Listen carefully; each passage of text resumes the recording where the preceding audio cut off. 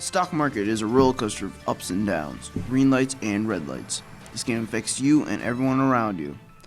Have you noticed what has happened? Big Macs aren't that big. To get a car, you need to be as rich as Jeff Bezos.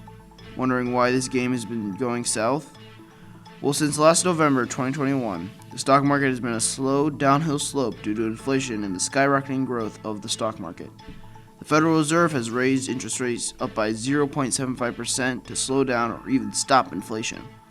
To put this in perspective, before inflation, a Big Mac cost $3.99. Now it costs $5.93.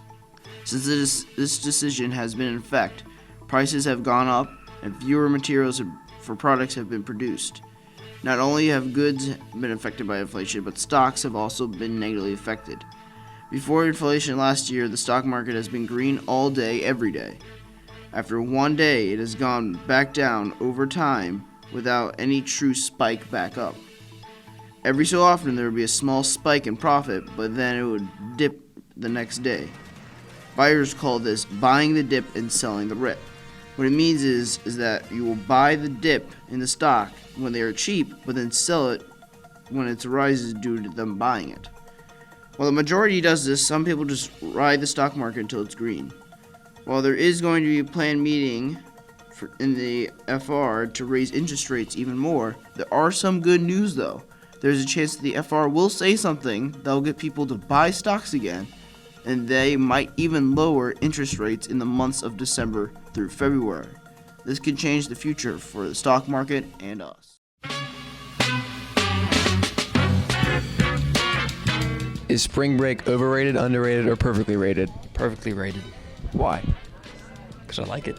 Do you think Russell Wilson is overrated, underrated, or perfectly rated? Like right now? Right now. Right now, he's about perfect. Things are sliding. He's not as good as he was. Who are we talking about again? Russell Wilson, Russell Wilson, not Russell Westbrook. quarterback for the Broncos. Yeah, but Russell Westbrook, he's completely overrated. Is Kanye West overrated, underrated, or perfectly rated?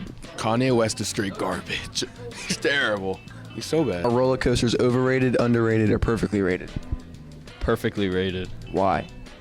You know, they're roller coasters. They give you the excitement you need. Are high heels overrated, underrated, or perfectly rated? Probably underrated. Why? It gives the short queens like a elevated boost. Do you think flip-flops are overrated, underrated, or perfectly rated? Underrated, Why? because I wear them every day during the summertime and they're awesome. What is your opinion on school lunch? School lunch, pretty below average, you know. When they have the Uncrustables, probably the best lunch I've ever had in my life. I get about 4 of them. And do you think facial hair is overrated, underrated, or perfectly rated? Definitely overrated, Why? because I'm really sick of seeing those little teenage boy mustaches and they're so ugly. Shots fired. And do you think Chick-fil-A sauce is overrated, underrated, or perfectly rated? It is perfectly rated. You heard it here.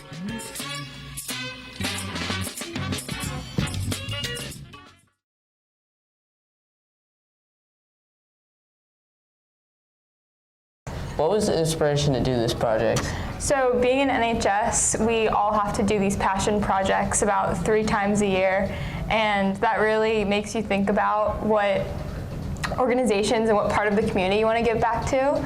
And me and my group, which is me, Lila Shepard, Ashley Swan, and Angelina Critchfield, all kind of realized that none of us have really had to struggle financially, and none of our families have really experienced that struggle.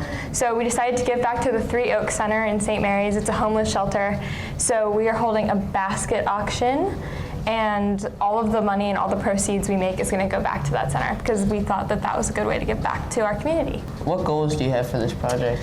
So our goal is to raise at least $500 for this center, and with how giving our staff is, I have faith that we'll reach that goal. And is there any way people can participate in this? So you can donate a basket, and the basket auction is this Friday, the 28th. So you can donate a basket, you can contact any of us if you'd like to donate a basket, and then on this Friday, all of our teachers will bid, and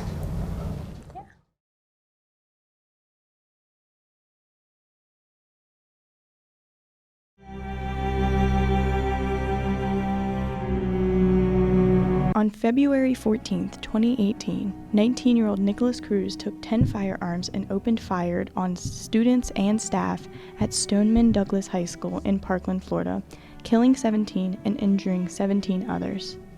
Since that day, after Nicholas was captured, his sentencing trial began July 6, 2022. The trial continued on until October 13, 2022. The divided jury was split, and Nicholas Cruz was sentenced to life in prison, escaping the death penalty. While some were happy with this decision, many others were not, including mostly the victims' families. This is insane. Everyone knows, right? Chen Wang, 14-year-old shooting victim Peter Wang's cousin, yelled during a news conference after the decision was read, "We need justice." As the verdict was read, victims' families began to wail and cry during the court. Afterwards, during interviews outside the courthouse, many families spoke out against the verdict, calling it a paradise for Cruz.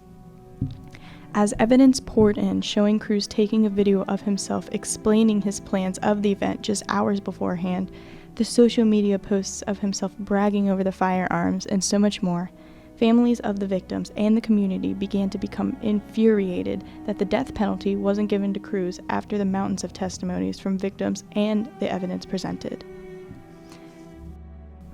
The death penalty was first presented in the 18th century by the Code of King Hammurabi of Babylon.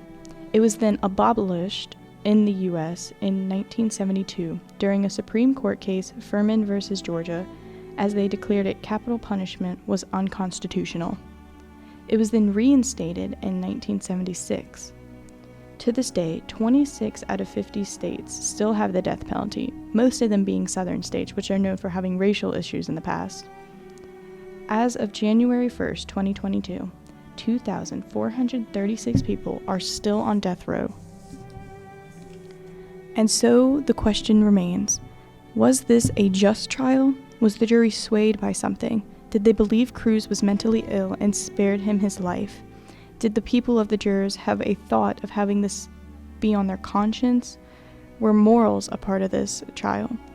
To this day, the death penalty is still argued across the board whether it should be abolished or is eye for an eye a true and just statement. This will be a worldwide argument for generations on.